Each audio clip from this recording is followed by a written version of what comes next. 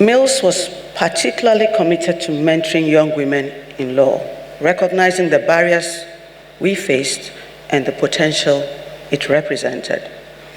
Lady Julia Osei and myself were two young women who probably would not have been able to obtain our Master of Laws degrees without the support of Prof. Mills. He was a constant referee on every young student applicant for graduate work. Through Prof's support, one of my classmates ended up at Prof's alma mater, the London School of Economics, for his LLM, and Prof helped him to get his first job at the Ghana Stock Exchange when he came back home. And for all the students, Prof did not have to know where we came from, who our parents were, he just helped. Prof was always accessible to his students.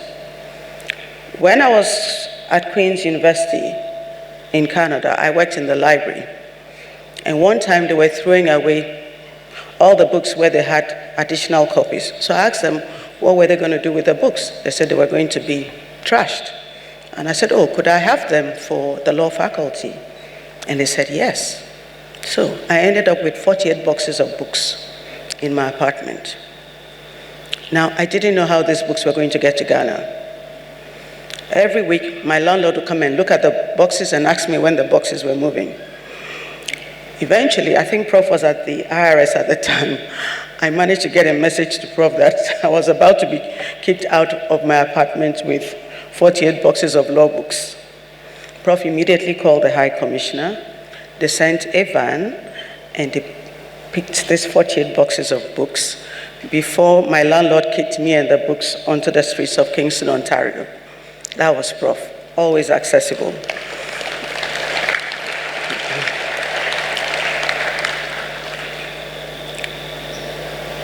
Beyond all this, Prof was very committed to building the institutional capacity of the Faculty of Law. He wanted Ghanaian students to be able to compete with their counterparts anywhere in the world. But he also wanted us to understand and address the specific legal and development challenges facing Ghana. So as much as Prof would help you to get graduate admissions and go do your masters, Prof would always stay in touch and encourage you to come back home.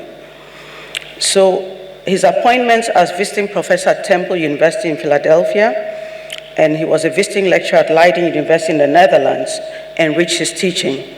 It also opened up opportunities for us, his students, because most of us got admission to these universities because on the strength of Prof's references. Prof was also a very kind lecturer.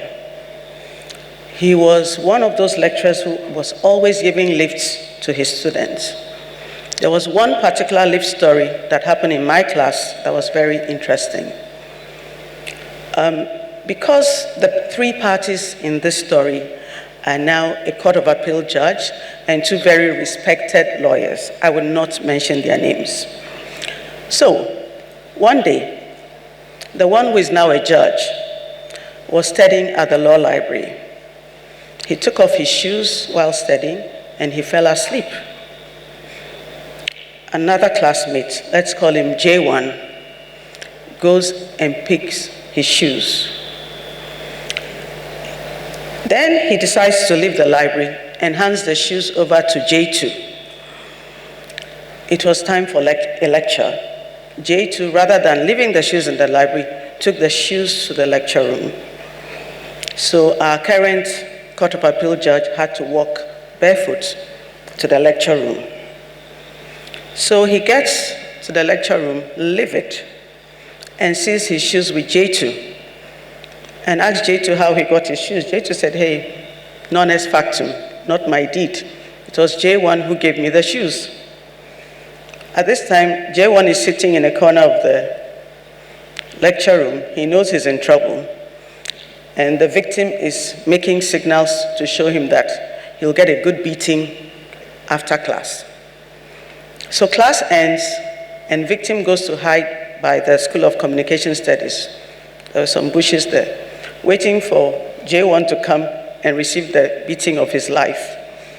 This would probably have ended up with at least two of them expelled from the law faculty. So J1 is hiding at the law faculty, unable to go back to the hostel.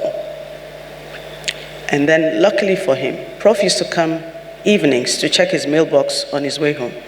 Prof comes, law faculty is dark, and Prof is like, what are you doing here? He mumbles something. Prof said, no, you get into my car. So he gets into Prof's car. They drive past the victim, still standing in the bushes, and he waves at him, waiting to beat him up. And Prof takes him straight to his hostel, which was out of Prof's way, and then Prof drives off to Legon Hills.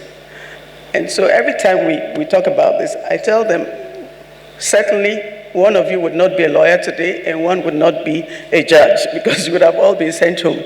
But that was the measure of Prof, and that was the kind of relationship Prof had with his students.